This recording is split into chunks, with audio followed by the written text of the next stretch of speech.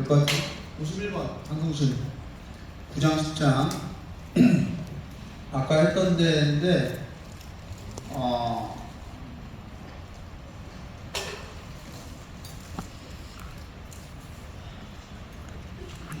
에스라가 처음은 아니지 와서 이제 맞닥뜨릴 수 있는 거고 나중에 느헤미야 가서도 마찬가지인데 아까 얘기했듯이 그 결혼이에요.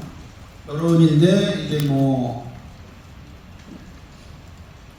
암몬과 모압까지 다 포함을 했다라는 얘기를 아까 점심 먹기 전에 했고 이게 거룩한 자손을 보호하기 위한 겁니다.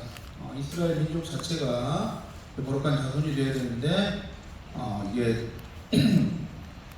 섞이면 안 된다. 약간 이런 생각이 있었다. 물론 성경의 근거에서 그래서 이제 에스라의 반응을 보면은 옷을 찢죠. 그럼 머리털과 수염을 뜯습니다. 그리고 저녁 제사 드릴 때까지 이제 그 상태로 있어요.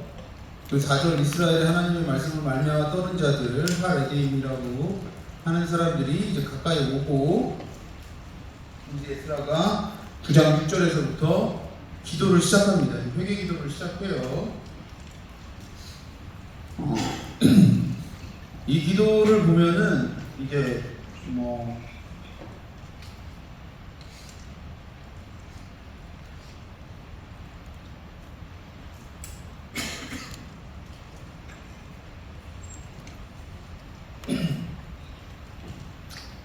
이제 사실은 에스라가 짓지 않은 죄까지 다 회개를 하는 거죠.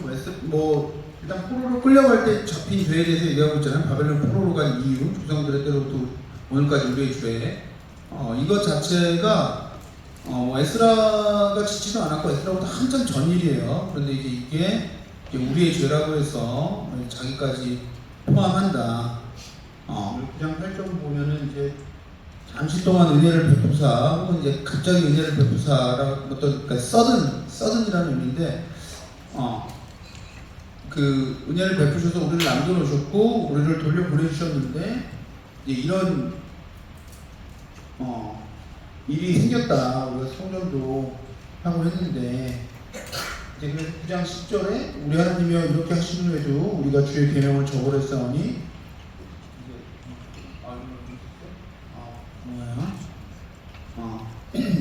이제 무슨 말씀을 하오니까 전에 주께서 주의 종 선지자들에게 명령하여 이르시되 너희가 가서 얻으려는 땅은 뭐 이렇게 쭉쭉쭉 얘기하죠.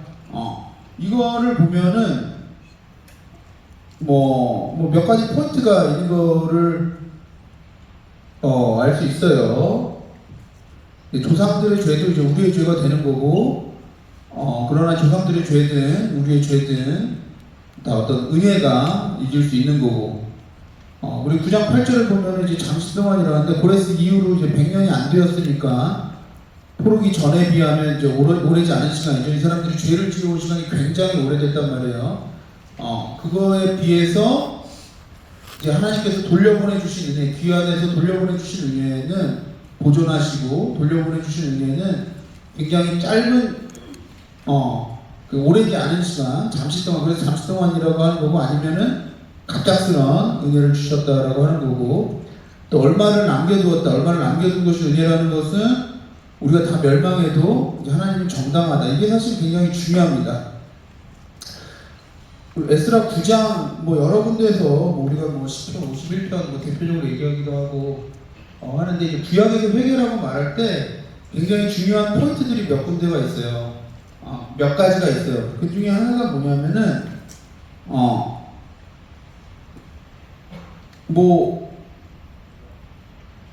그러니까 자신을 낮추고 기본적으로 자신을 낮추는 거예요. 기본적으로 자신을 낮추는 거는 이제 여러 방향에서 할 수 있죠. 예를 들면 아까 9장 3절 5절에 9장 3절 5절에서 옷을 찢고 머리털과 수염을 뜯는 것도 자기를 낮춘 거예요. 사실은 굉장히 외적인 행위잖아요. 회개나 금식 자체가 오늘날 우리는 이제 마음을 회개하면 되고 마음이 제일 중요한 거지만 구약 시대는 그렇지 않아요. 마음이 중요하지 않다는 게 아니라 그 마음이 마음만으로 드러나는 게 아니에요. 내가 그런 마음이 있어 한다고 그 마음이 표현되는 게 아니에요. 그게 외적으로 나타나야 돼요. 그 중에 하나가 머리를 뜯고 수염을 뜯고 죄를 뒤집어 쓰고 가장 자기 비참한 상태를 표현하는 거예요. 그래서 그런 행위를 하는 거죠. 그래서 자기를 낮추는 거죠. 당시에 뭐 우리가 뭐 여러 군데 있지만 내가 기억나는 거는 다윗의 신하들이 그 소가 왕인가 어디 왕에게 갔다가 이제 막 수염이 뜯기고 뭐 이런 상태로 온단 말이에요. 그 자체가 굉장히 수치란 말이야. 그래서 뭔가 어떤 슬픔을 표현하고 회개를 할 때 머리를 뜯고 수염을 뜯는다는 거는 사실 자기가 굉장한 수치스러운 상황 가운데 있음을 표현하는 건데 그 수치스러운 상황이 자기가 죄를 져서 벌을 받아서 수치스러운 상황 가운데 있는 걸로 표현하는 걸 수도 있고 경우에 따라서는 또 경우에 따라서는 자기가 죄를 지었다는 그 상태 자체가 그런 벌을 받기에 마땅하다. 아직 벌은 내려오지 않았지만 그런 벌을 받기에 마땅하다라는 어떤 자신의 어떤 그 낮아짐을 미리 표현하는 걸 수도 있는 거죠. 그리고 말에서도 드러나죠. 아까 내가 9장 10절 읽었는데 9장 10절 다시 한번 읽어봅시다. 한번 읽어볼래요? 에스라 9장 10절.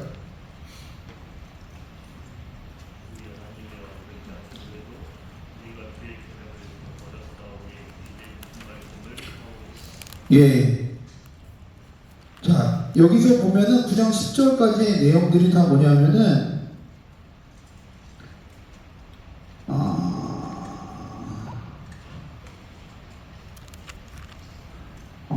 그러니까 무조건 당신이 옳다는 거야. 그러니까 우리가 포로로 끌려갔던 것도, 이거는 우리 잘못이고, 당신이 우리를 포로로 가게 한 거는 너무 정당한 일이고, 너무 맞는 일이고, 당신이 그런데 은혜까지 베풀어서 우리가 여기에 왔는데 우리가 또 그런 일을 했다? 당신이 무슨 일을 하셔도 우리는 할 말이 없다. 이런 얘기잖아요. 이거 자체가 자기를 낮추는 거죠. 당신이 무조건 옳다? 나는 벌을 받아 마땅하고 당신이 무슨 벌을 내려도 당신이 부당한 게 아니다. 이것 자체가 자기를 낮추는 태도죠. 사실 구약의 회개에는 자기를 낮추는 게 핵심입니다. 외적으로 낮추든 말로 낮추든 때로는 그 두 가지가 다 있음으로 해서 당신이 은혜스러우니까 엄청 벌을 받으면서도 당신이 은혜스러우니까 이 정도에서 끝난 거다. 뭐 포로기 엄청난 뭐 나라가 망한 엄청난 얘기잖아요. 그러나 그것도 당신이 은혜스러워서 우리가 이 정도라도 남아있는 거다. 이렇게 표현하고 있는 거네, 에스라가. 이게 회개에서 구약이 말하는 회개에서 굉장히 중요한 부분입니다.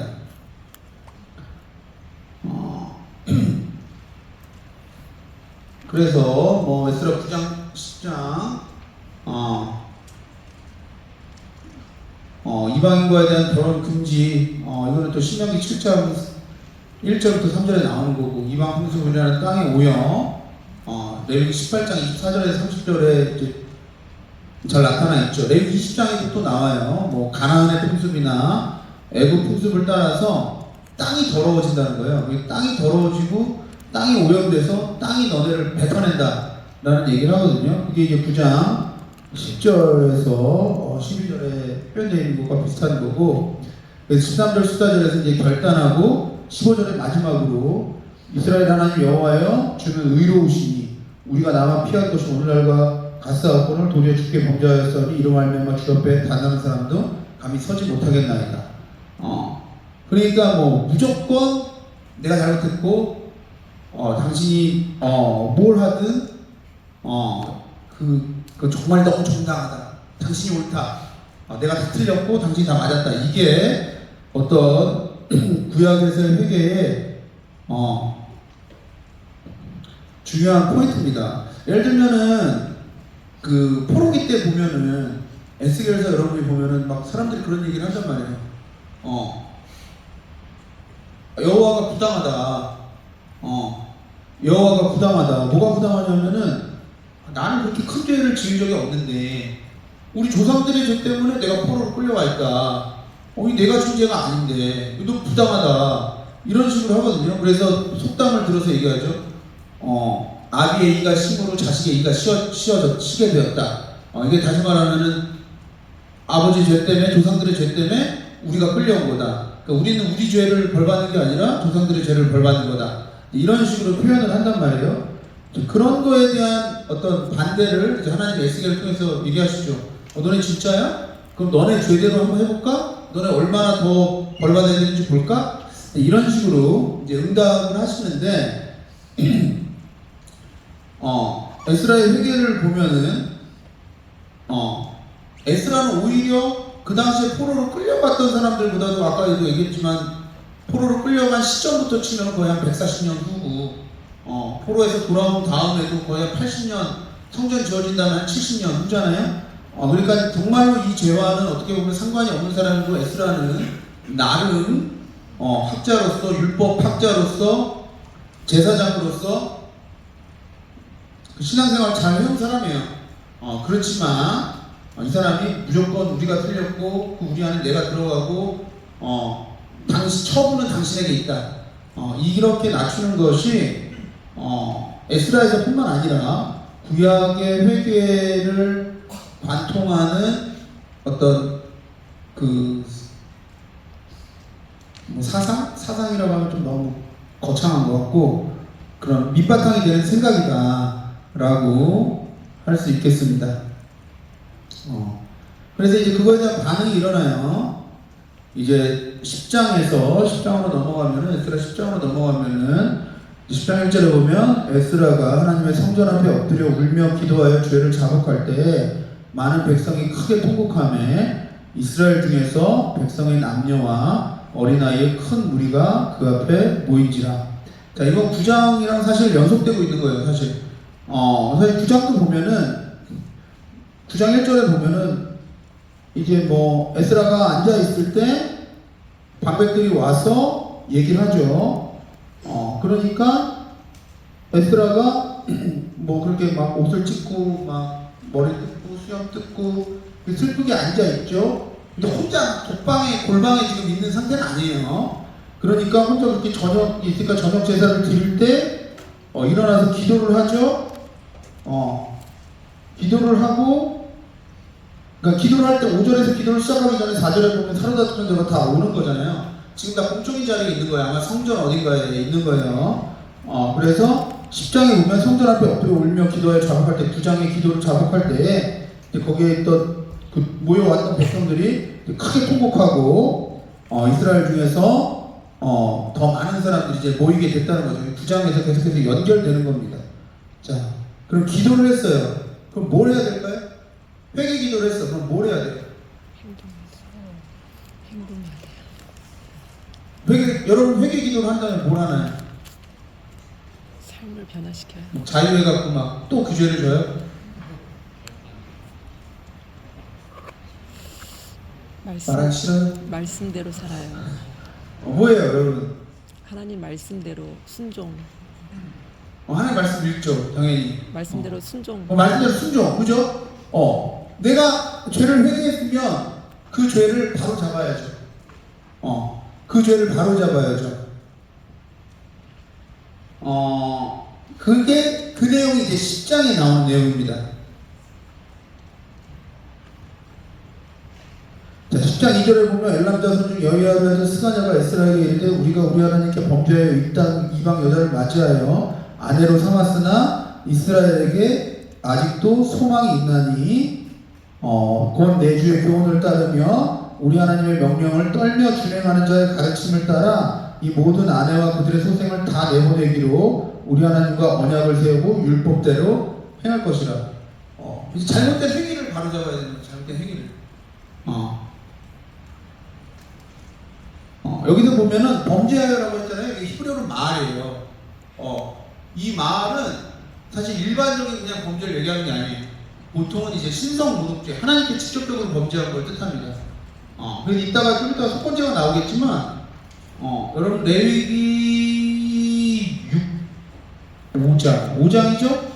레위기 5장에 이제 속건제 부분이 나와요. 그리고 6장 1절부터 8절까지 나오는 한글 성경으로는 그게 이제 히브리 성경으로는 그냥 5장에서 다 5장으로 되어 있는데 한국어 성경이나 영어 성경은 아마 제 기억에 6장 8절까지가 히브리 성경 5장 26절이야. 내 기억이 맞다네. 그래서 어쨌든 속건제 부분까지 보면은 속건제에 해당하는 죄가 말입니다. 말. 맨, 맨 아인 라메드. 그래서 말이에요. 말. 이 말은 특별히 하나님께 범하는 신성 모독죄예요. 그러니까 이것 자체가 하나님께 범한 신성 모독죄라는 거야. 좀 이따가 왜 그런지는 뭐 명확한 이유는 안 나와 있지만 제 나름의 추론을 얘기 드리겠습니다. 그래서 이거를 고치는데 어떻게 고치냐? 아내와 그들의 속셈을 다 내보내기로 한다 이거죠. 유대 전통에 보면은 이제 특히 오늘날은 제가 알기로 이제 대세는 이제 엄마가 유대인이면 유대인이에요. 근데 이게 유대 전통에 그 전통만 있던 게 아니에요. 랍비들도 서로 논쟁을 해요. 아빠가 유대인이야 유대인이다. 엄마가 유대인이야 유대인이다. 아빠 엄마 둘 다 유대인이야 유대인이다. 뭐 이런 식의 논쟁들이 있어요. 그 초기 유대교에도 있고 그런 것들을 우리가 그래서 예를 들면 제가 여기 제네시스 라파 7장 2절 떠나서 제네시스 라파는 미드라시 라파예요. 미드라시 라파라는 게 있는데 이게 성경에 대한 어떤 랍비들의 해석을 모아놓은 건데 뭐 사실 미드라시뿐만 아니라 뭐 탈무드 이런 거 다 마찬가지예요. 그 랍비들의 해석을 모아놓은 건데 거기 보면은 막 랍비들 둘이서 막 논쟁을 하는 거예요.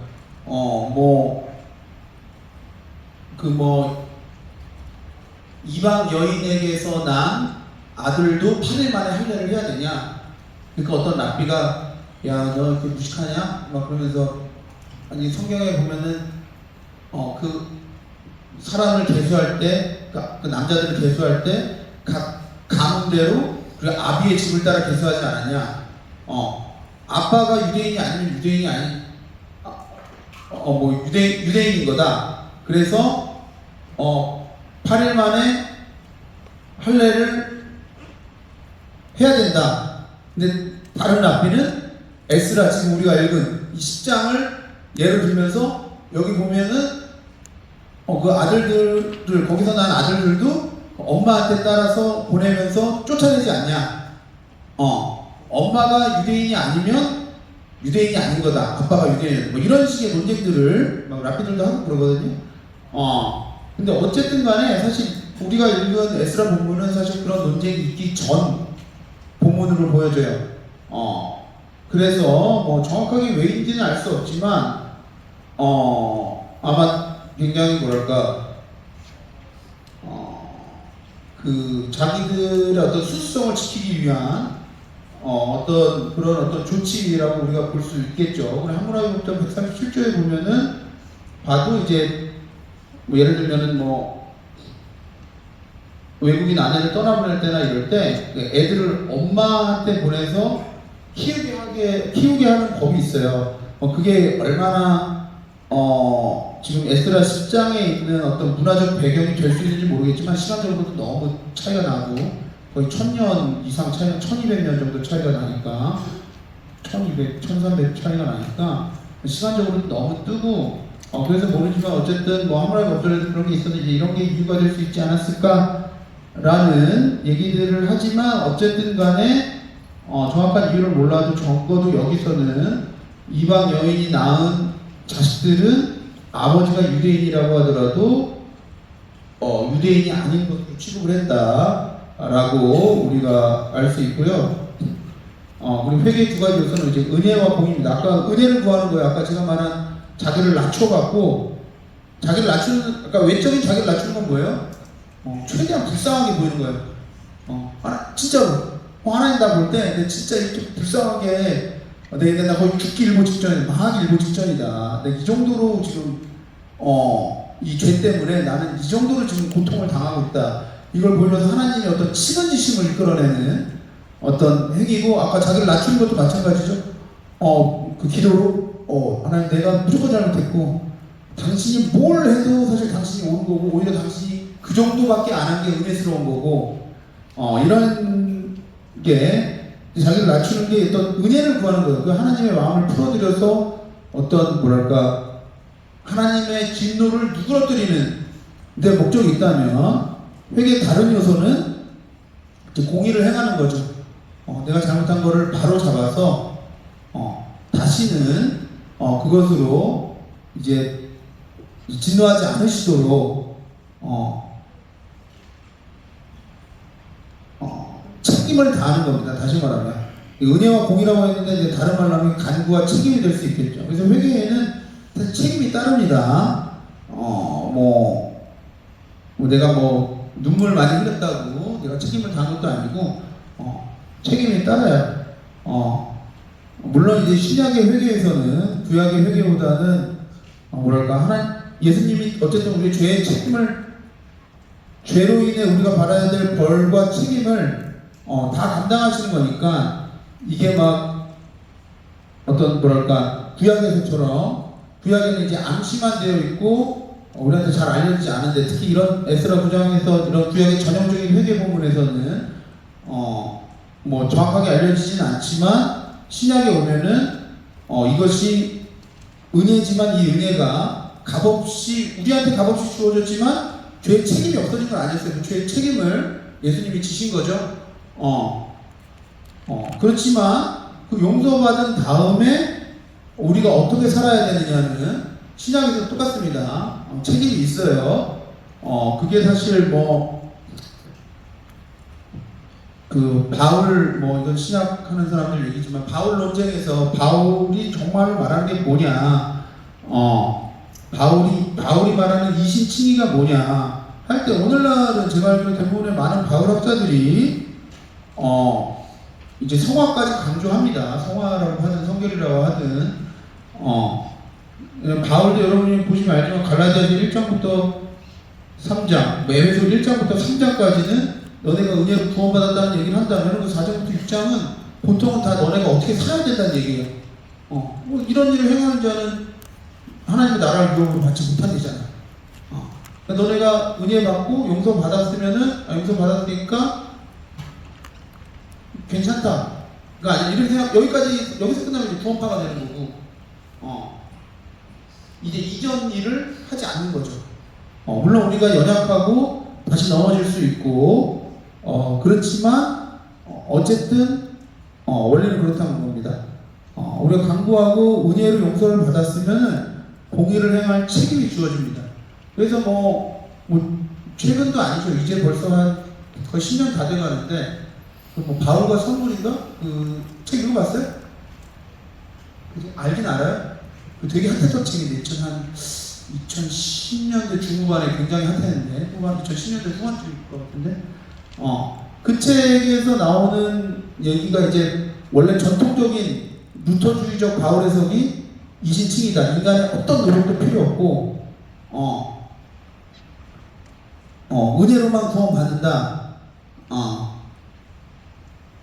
그래서 인간은 어쨌든 죄인이고 은혜 외에는 다른 수단이 없다. 이게 루터식의 전형적인 루터식의 이제 그 바울 해석이었다면, 소위 말하는 바울의 세 관점, MPP 하는 사람들이 나와서 뭐라 그러냐면 바울이 말하는 어떤 율법이나 이런 걸로 구원받지 못한다는 거는 할례나 아니면 유대인의 어떤 정결 관습이나 이런 어떤 유대인의 아이덴티티를 드러내는 율법들, 모든 율법이 아니라 유대인의 아이덴티티를 드러내는 율법들, 그래서 유대인을 마치 특별한 민족인 것처럼 민족적 어떤 우월감을 느끼게 하는 어떤 그런 것을 지킴으로써 그것이 어떤 구원의 내가 특별한 민족이니까 구원을 받는 통로가 된다 라고 생각했던 사람들을 바울이 꾸짖은 거지. 바울이 아무렇게나 살아도 믿음으로 은혜로 구원을 받을 수 있다 라고 얘기한 게 아니다 라는 게 MPP였다면, 이제 아까 말한 그 바울과 선물, 그 사람 이름이 갑자기 생각 안 나네. 영국 사람, 그 더럼에 있는 영국 학자가 바울과 선물이라는 책을 내서 굉장히 센세이션이었는데, 이 루터주의 전통적인 바울 이해와 이제 소위 말하는 바울의 생각점을 이제 중간으로 잡으려고 한 거죠. 그래서 그 사람의 얘기가 아주 간단하게 얘기하면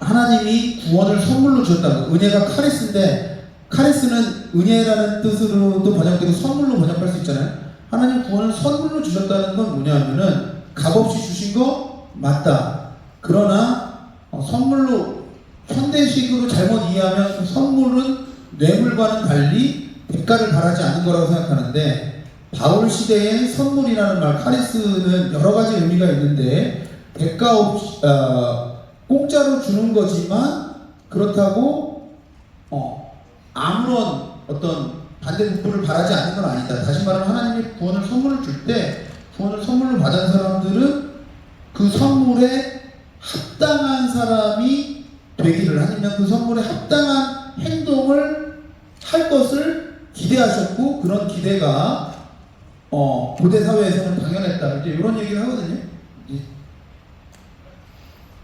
구약의 회개가 그렇다는 거예요, 사실은.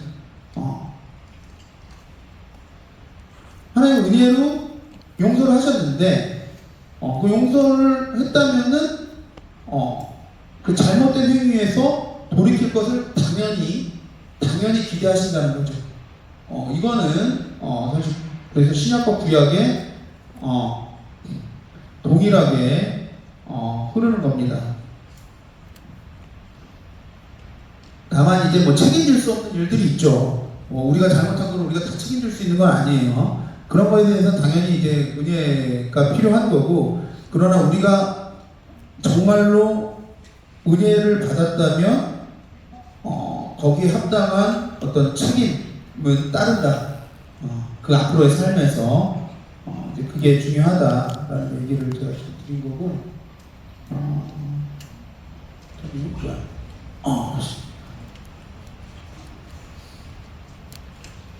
자,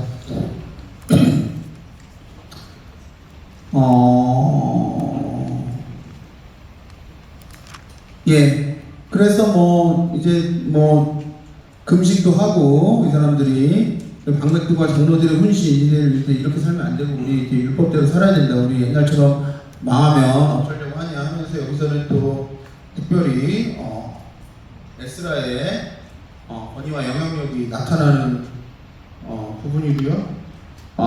그리고 사람들이 이제 다 모으죠. 그래서 이제 겨울이고 비도 오는데요.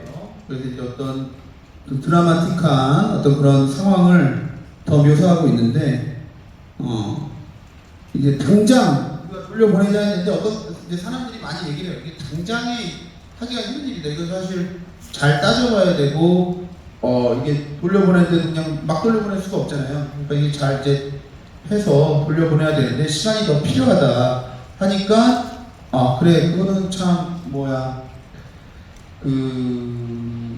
합리적이다. 그러면은 이 지방 리더들한테 권한을 위임하니까 이 일을 뭐 한 달인가요? 세 달인가 안에 잘 마무리 지어라 하고 이제 돌려보내죠. 근데 그럼에도 불구하고 아직 반대하는 사람들도 있었어요. 10장 15절에 보면은 오직 아사의 아들 요나단과 디바의 아들 야스야가 일어나 그 일을 반대하고 무술람과 레위 사람 스포데가 그들을 돕더라.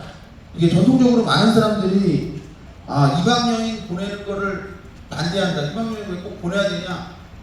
이미 결혼했는데 이걸 반대했다라고 생각하는 사람들도 있는데, 제가 생각할 때는 저만 그렇게 생각하는 건 아니고, 여기 나온 이름 아사의 아들 요나단과 디바의 아들 야스야는 성경 다른 부분을 찾아볼 수가 없지만 무슬람 같은 경우는 에스라 8장 16절에 나오고 10장 29절에도 나오고, 그리고 레위 사람 사쿠데도 느헤미야 11장 16절에도 나오고 느헤미야 8장 7절에도 나오거든요. 이 사람들이 여기 다른 곳에서 나올 때 무슬람 같은 경우는 거의 에스라의 측근 중에 한 명이고, 레위 사람 사쿠데도 만약 여기 나오는 게 동일인물이라면, 동일인물이 아닐 수도 있지만 동일인물일 수도 있는데, 동일인물이라면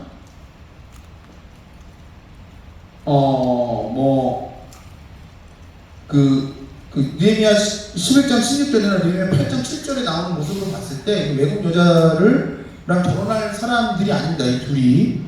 그리고 어쨌든 레위사랑 사포대 같은 경우도 10장 18절부터 43절 목록에 이 에스라 10장 18절부터 이제 외국 여인을 취한 남자들의 목록이 나오는데 이 목록에 들어와 있지 않기 때문에 이 사람들이 반대한 거는 빨리 쫓아보내야 된다, 시간을 주면 안 된다, 이런 반대지 뭐 이방 여인 쫓아내는 것 자체를 반대한 어떤 공동체에 반하는 사람은 아니었던 것으로 보여줍니다. 그래서 이 사람들은 이제 굉장히 엄격한 사람들이라고 할 수 있죠. 오히려 너무 엄격한 사람들이 있고, 근데 공동체의 결정은 이게 어쨌든 가족을 떠나보낸다는 게 사실 보통 일이 아니잖아요.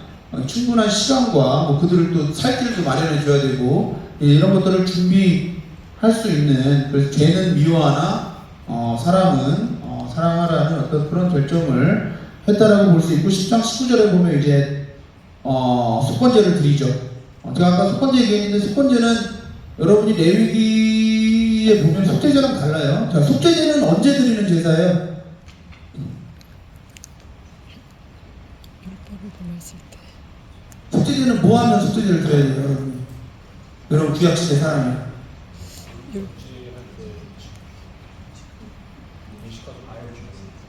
알고 지은 죄는 속죄제를 못 드리죠. 알고 지은 죄는 속죄제를 못 드립니다. 하나님이 하지 말라고 한 것을 모르고 했을 때 드리는 게 속죄제예요.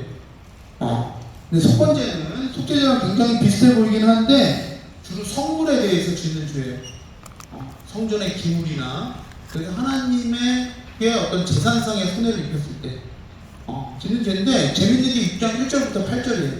예비 6장 1절부터 8절. 히브리 성경 5장 20절부터 26절, 5장 19절부터 26절. 거기 보면은 하나님의 이름에 먹칠을 했을 때도 속건제를 드리거든요. 속죄제가 아니고 속건제예요. 그러니까 이걸 보면은 하나님의 이름도 어떤 무형의 하나님의 재산이라고 볼 수가 있는 거예요. 뭐 해석하기에 따라서는. 그렇게 봤을 때 이방 여인과 결혼함으로 인해서 거룩한 어떤 백성, 거룩한 어떤 씨를 거룩하게 관리하지 못했다라는 것 자체가 어떤 속건제, 아까 말한 속건제, 하나님에게 어떤 유무형의 재산상의 피해를 입힌, 여기서 재산상의 피해를 입혔다는 것은 거룩한 물건이 파괴되거나 아니면 거룩한 물건을 거룩하지 않은 것과 접촉시켜서 거룩하지 않은 것으로 만들거나 이런 것들을 포함하거든요. 그러니까 어쨌든 이방 민족과 결혼함으로써 거룩한 하나님의 거룩한 백성을 거룩하지 않게 만드는 죄이기 때문에 이제 속건제를 드렸다라고 우리가 생각할 수도 있습니다.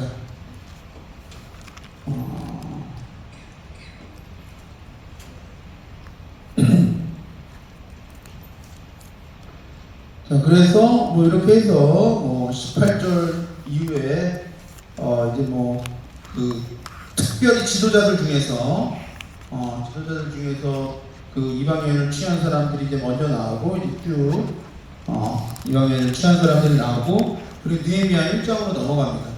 자, 아까 에스라도 아닥사스다였죠. 근데 에스라는 아닥사스다 몇 년이었어요? 몇 년에 돌아왔어요? 에스라가?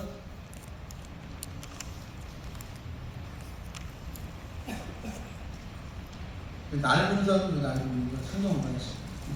에스라 7장.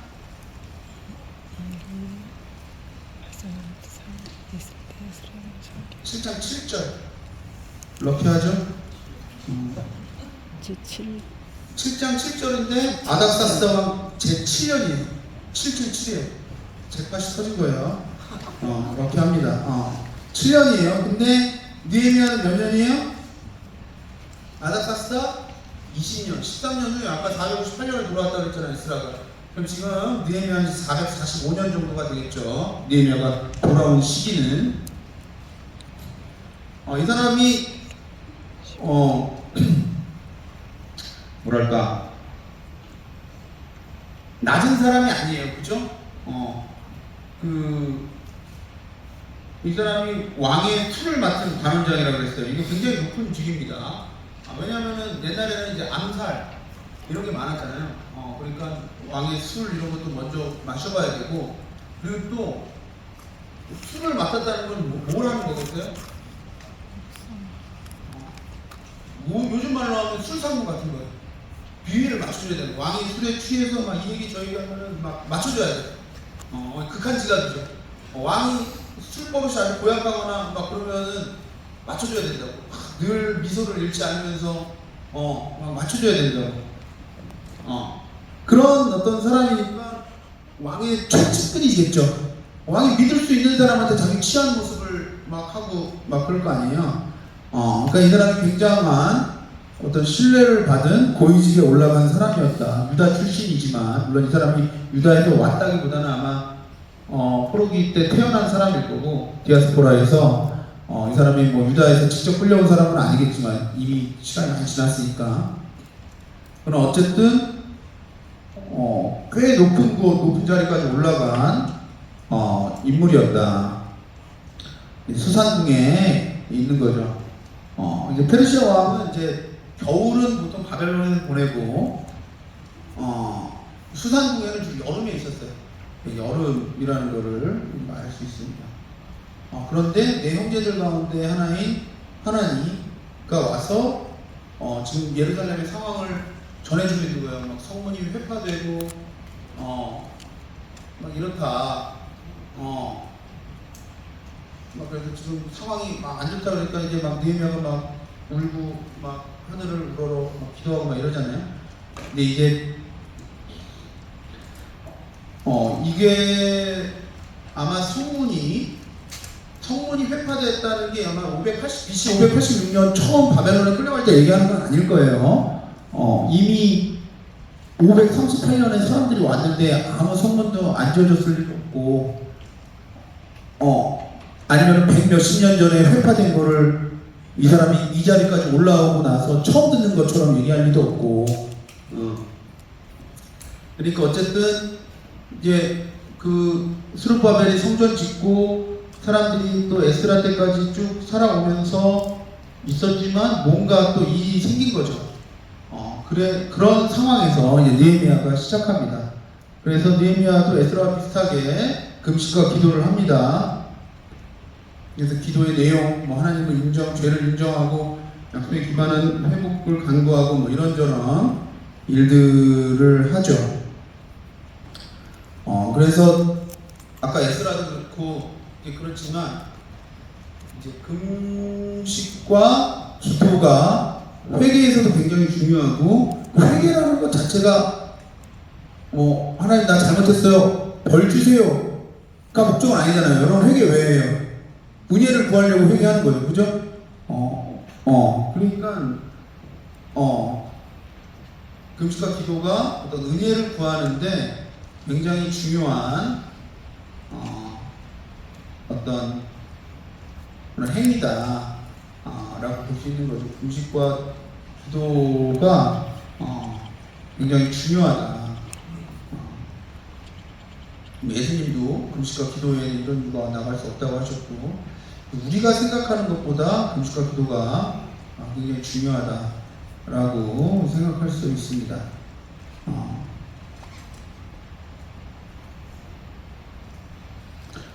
그리고 이제 가끔 이제 이런 논의가 있어요. 느헤미야가 그 왕의 술관원장이었다면 왕의 최측근 중에 한 명이었다는 건데, 보통 이런 자리는 내시가 하는 거 아니냐, 느헤미야는 내시였겠느냐, 우리가 정확하게 알 수 없죠. 우리가 뭐 이거를 뭐 써 있는 게 아니고 뭐 알 수 없는데, 근데 이제 뭐 반드시 내시가 하는 일은 아니었다라고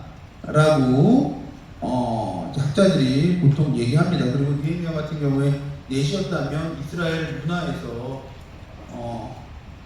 이런 어떤 지도적인 역할을 하기에는 굉장히 어렸을 거다 라고 보통 하죠. 그래서 느헤미야 2장으로 그래서 넘어가면은 잠깐만 1장 2장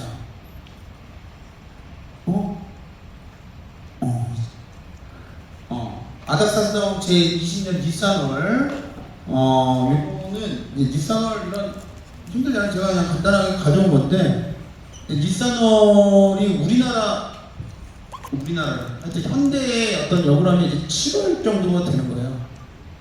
성경에서는 1월이고 그래서 이제 조금 3, 4월 정도가 되는 거죠. 7월이 아니라 3, 4월 정도가 되는 거고 그 성서의 월이랑 태양력을 비교해 보면 이제 오늘날의 월로는 대충 몇 월 정도인지를 알 수 있습니다. 이 사람들은 보통 음력을 셌기 때문에 이게 조금 완전히 우리가 하는 달력이랑 똑같이 한 월로 떨어지진 않아요.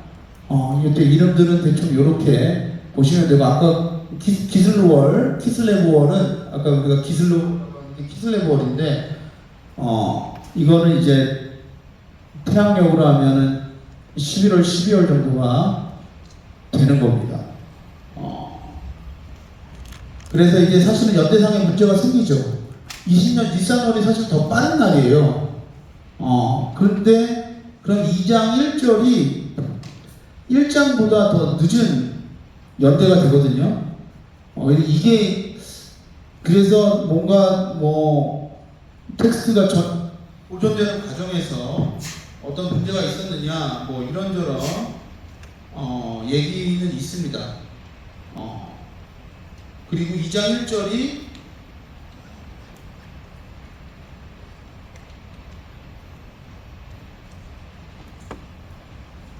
예를 들면은 1장 1절에서 기슬루월의 느헤미야가 수산궁에 있고 2장 1절에 이제 왕에 대한 언급이 2장 1절에 처음 나오잖아요. 1장에 기슬루월 얘기 나올 때는 이제 하난이랑 느헤미야가 만난 얘기만 나오고 그래서 우리가 연대상으로 정확한 거는 우리가 따지기가 조금 힘들지만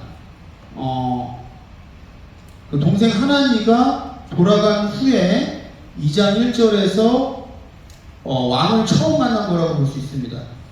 그래서 기슬루월이나 그 이전부터 니산월까지는 왕이 바벨론에 머물러 있다가 봄이 돼서 니산월에 수산궁으로 돌아온 걸 수가 있죠.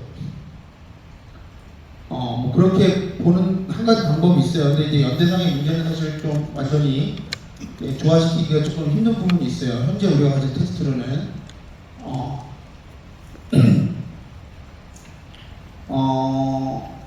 이제 문제는 뭐냐면은 이제 이 사람이 수심이 생겼다는 거죠. 수심이 생겼고 이제 왕이 물어보는 거예요. 너 뭐 근심 있니? 물어보니까 2장 3절에 보면은 느헤미야가 2장 2절 마지막이죠. 우리 성경으로는 그때 내가 크게 두려워하여 이제 2장 3절에 대답을 하죠. 왜 이렇게 크게 두려워하겠어요?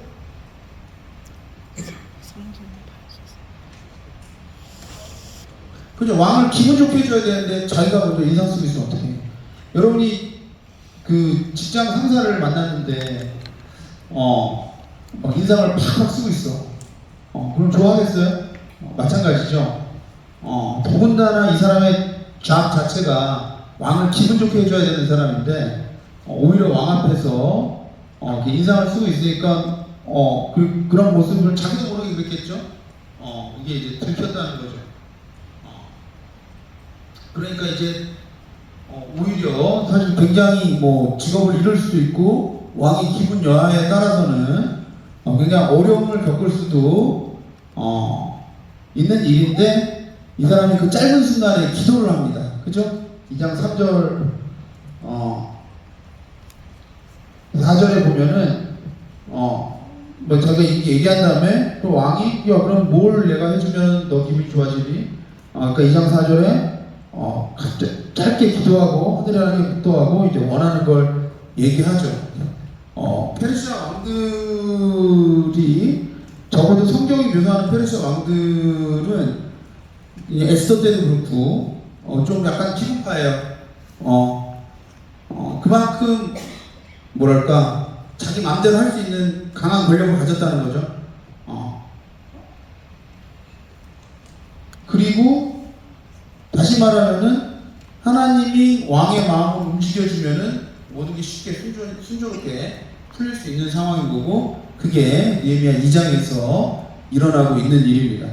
그래서 왕의 호의를 얻었고, 기도하고 왕에게 요청하고, 그래서 에스라가 그랬던 것처럼 이제 자기가 이제 뭐 쉽게 얘기하면 내가 예루살렘 가서 좀 총독이 좀 되고 싶다면 총독이 되고 싶다는 얘기는 안 했지만, 내가 예루살렘 이런 것들을 좀 고쳐야 되겠는데, 그러려면 뭐 총독이 돼야 되지 않겠어요? 나를 총독으로 파견해 달라. 뭐 그런 비슷한 얘기를 한 거고, 뭐 공식적으로 총독은 아직은 아니었지만 후에 총독이 된 것으로 보여지지만, 왜냐하면 이때는 아직 총독 얘기가 안 나오고 나중에 가서 나오기 때문에, 하지만 어쨌든 유다로 가서 필요한 일들, 무너진 성벽을 재건하고 무너진 공동체를 회복시키는데 필요한 어떤 것들을 받아서 가는 것이라고 볼 수가 있습니다.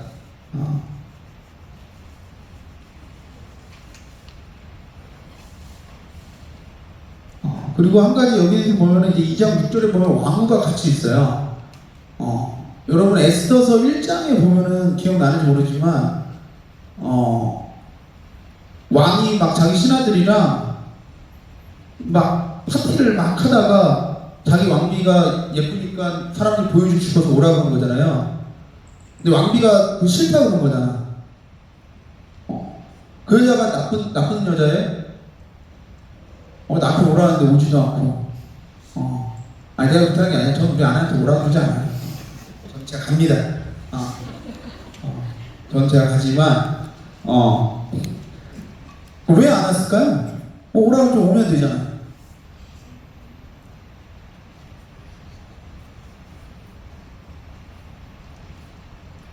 여기 보면 2장 6절에 보면 왕후도 같이 있네.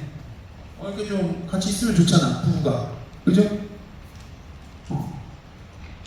그 옛날에 그 페르시아 시기에 페르시아 왕들이 연 어떤 남자들의 파티는 주 남자들만 갔어요.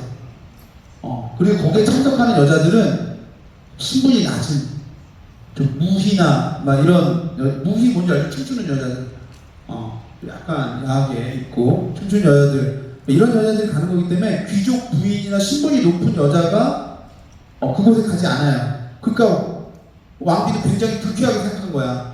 그런 연회에 나를 안 간다고 한 거죠. 그게 이제 어떤 공식적인 어떤 파티였단 말이에요. 그게 막 대단히 또 막 드물게 왕이 막 자기 친한 사람들이랑 아주 그냥 비밀스럽게 안에 몰래 하는 파티가 아니라 굉장히 당당하게 공식적인 파티예요. 그런 어떤 파티가. 근데 여기 2장 6절에는 왕과 오히려 같이 있었잖아요. 다시 말하면 오히려 지금 느헤미야가 왕의 사적인 술모임에 있는 거예요. 왕의 사적인 술모임에 있는 거고, 그렇기 때문에 오히려 정치적 방해가 없었던 거죠. 다른 사람이 막 얘를 보내면 안 됩니다, 얘가 사고 치면 어떡합니까, 이런 어떤 정적들의 방해가 없이 왕비랑 있는 어떤 사적인 자리에 이렇게 있게 되는 거예요. 그러니까 이 모든 게 어떤 하나님의 섭리 안에 있었고, 이 모든 게 어떤 하나님 느헤미야를 쓰시기 위한 어떤 그 과정 가운데 있는 건데, 그리고 느헤미야의 전반부도 느헤미야를 그렇게 묘사하는 건데, 그럼 왜 느헤미야를 쓰시냐? 이 느헤미야의 답은, 느헤미야서 저자가 얘기하고 있는 거는 느헤미야가 굉장히 어떤 민족과 하나님을 사랑하는 마음과 항상 기도하는 사람이었다라는 거를 강조하고 있다는 거죠.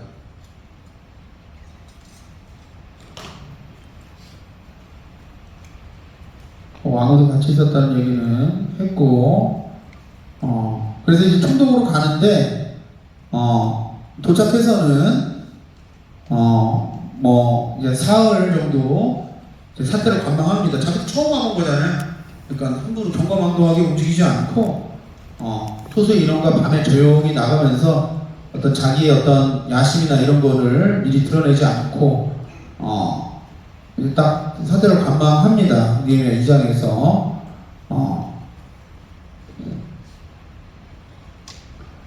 앞으로 해야 될 일에 대한 명확한 조사를 하고 자신의 경험도 이야기하고 백성들을 격려해서 앞으로 우리 잘해보자. 하지만 여러분 2장 19절 20절에 보듯이 느헤미야에게도 이제 대적이 있었어요. 호론 사람 산발락과 종이었던 아몬 사람 도비아와 아라비아 사람 게셈, 이 세 사람이 어떤 전형적인 어떤 적들의 우두머리로 나온 사람들이고, 느헤미야서 전체에 걸쳐서 어떤 느헤미야의 어떤 강력한 정적이자 적대 세력입니다. 내부의 적대 세력이 아니라 외부의 적대 세력인데, 어떤 페르시아 내에 어떤 느헤미야의 어떤 정치적 입지와 관련된 어떤 경쟁자이기도 한 거죠. 물론 이제 변방에 있긴 하지만 둘 다. 그래서 느헤미야가 오자마자부터 이 조롱과 비난과 모함과 회유가 시작되고, 느헤미야가 한 일 중에 중요했던 일은 이것들을 극복해 나가는 겁니다. 단순히 와서 뭐 성벽을 재건하고 이런 게 아니라 이것들이 잘 극복돼야만 성벽을 재건하고 할 수가 있는 거예요. 이런 것들을 극복되는 관한 이야기도 그 이후에 나오기 시작하죠. 자, 지금 1시 55분이에요. 2시 5분까지 오세요.